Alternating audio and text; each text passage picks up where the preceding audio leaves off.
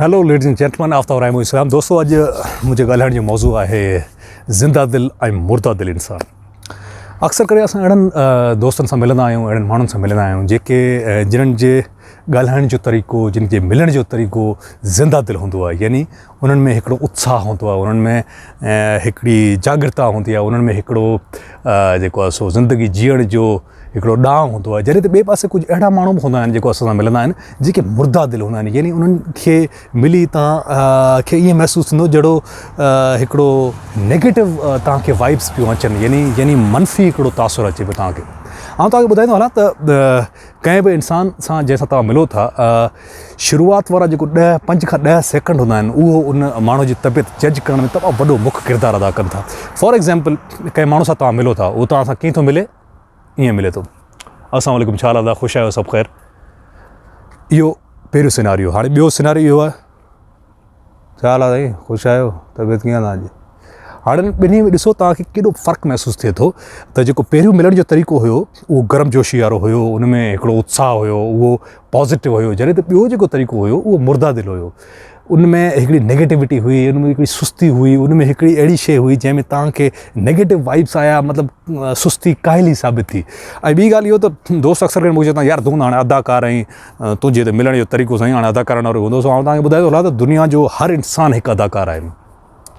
ऐं इहा ॻाल्हि शेक्सपियर अॼु खां 400 साल पहिरीं चई चुको आहे। ऐं तव्हांखे इन जो मिसाल इहो ॾियां त तव्हां नोट कयो त तव्हांजो जेको ॻाल्हाइण जो तरीक़ो आहे, तव्हांजो जेको मिलण जो तरीक़ो आहे, उन में केॾो फ़र्क़ु ईंदो आहे। जॾहिं मिसाल तौरु तव्हां पंहिंजे बाबे सां गॾु वेठा हुजो, उन टाइम तव्हांजे ॻाल्हाइण जी पिच, तव्हांजो डायलॉग डिलीवरी अलॻि हूंदी आहे। जॾहिं तव्हां पंहिंजे दोस्तनि सां वेठा हूंदा आहियो त उन टाइम तव्हां महसूसु कयो त उहो ॾाढी मुख़्तलिफ़ आहे। मिसाल तौरु बाबा सां गॾु, जी बाबा साईं, जी बाबा, जी बाबा, आउं हुते वियोसि ऐं सुभाणे इंशाल्लाह हुकुम थी वियो, जी बाबा, जी महिरबानी। जॾहिं त दोस्तनि सां गॾु वेठो वॾा ॾे अवाल वॾो कञा रहिया था, ॿियो ॿुधाए इहो पंहिंजो असाइनमेंट कई।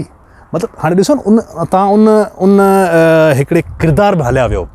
यानी माण्हू उहो साॻियो ई आहे पर ॻाल्हाइण जो तरीक़ो मुख़्तलिफ़ थी वियो। उनखां अलावा जेकॾहिं मिसाल तौरु तव्हां पंहिंजी महबूबा सां ॻाल्हायो पिया त उन टाइम वरी तव्हांजे अंदरि हिकिड़ो रोमानवी किरदारु अची वेंदो आहे त ख़बर थी भाग भरी तुंहिंजूं अखियूं दुनिया जो ख़ूबसूरत तरीन अखियूं आहिनि। जॾहिं तूं मुंड ॾेहारींदे त मूंखे ईअं लॻंदो समूरी काइनात जा समुंड मुंहिंजी अखियुनि जे अॻियां अची विया हुजनि। अहिड़े क़िस्म जा डायलॉग हणंदा आहियो, मतिलबु त तव्हां उन किरदार में अची वेंदा आहियो। सो इन जे करे असां सभिनी अंदरि हिकु अदाकार वेठल आहे।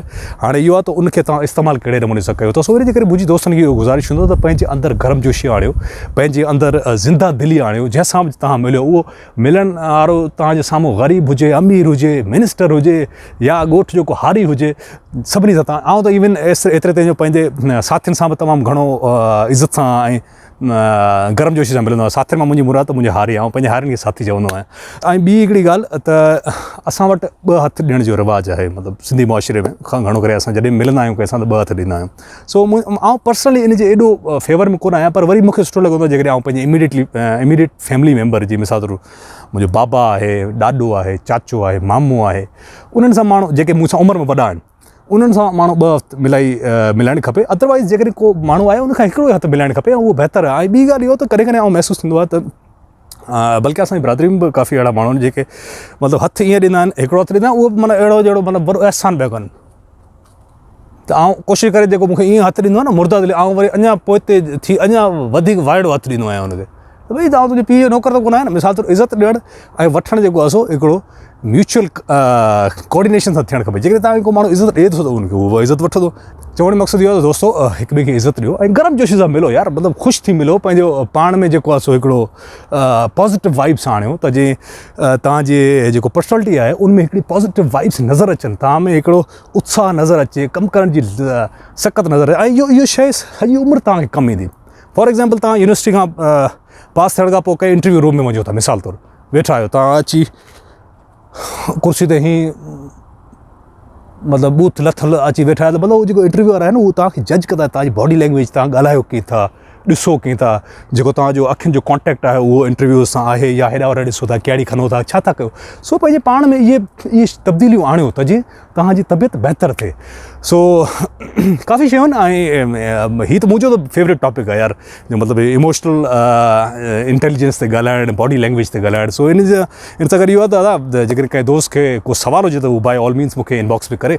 ऐं इन सां गॾु पंहिंजे होस्ट ऐं दोस्त आफ्ताब रहमून को यादि ॾींदा, जिते हुजे ख़ुशि हुजो, आबाद हुजो, सिंध सलामत, साथ सलामत।